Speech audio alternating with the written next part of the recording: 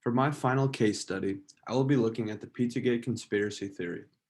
Pizzagate was a conspiracy theory that circulated the internet prior to the 2016 presidential election. It was a case of disinformation that claimed Hillary Clinton was hiding a child prostitution ring inside Comet Ping Pong Pizza, a restaurant located in Washington, D.C. This case study analyzes the importance of recognizing disinformation and looking at the serious impacts that fake news can have on real life. It is also a key example of issues with our post-truth era. Through an emotional appeal, certain groups are able to push a narrative that focuses more on subjective ideas rather than objective truth. Hacked emails from John Podesta, Hillary Clinton's campaign chairman, were released on WikiLeaks. Far-right conspiracists framed the emails into making it seem that the Clinton campaign was running an underground child prostitution ring. The story turned viral on social media and gained mass publicity. The alt-right used black propaganda in order to injure Hillary's chances of winning the election. They firehose the story and use psychological effects to get consumers interested in believing the fake news. Motivated reasoning is a psychological phenomenon where individuals use emotionally biased judgments in order to draw conclusions that uplift their previous beliefs. The alt-right took the story as fact and used it to push their views that Hillary is evil and that Trump would be the superior candidate.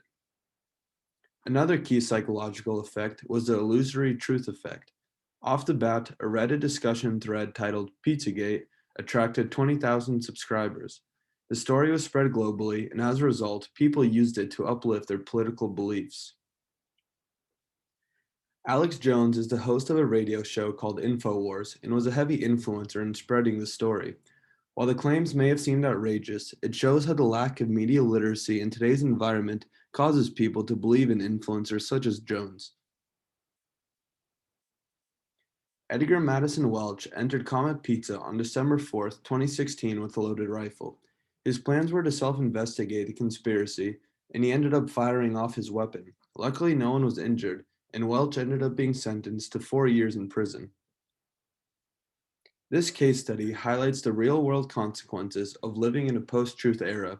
Lee McIntyre explains in his book that proven facts are subordinate to one's personal beliefs and political views. Pizzagate clearly displays this idea. This is an important topic because it highlights the lack of media literacy in our society. Not only do journalists have an obligation to tell the truth above all else, but we as citizens have a duty in being critical of the media we come across.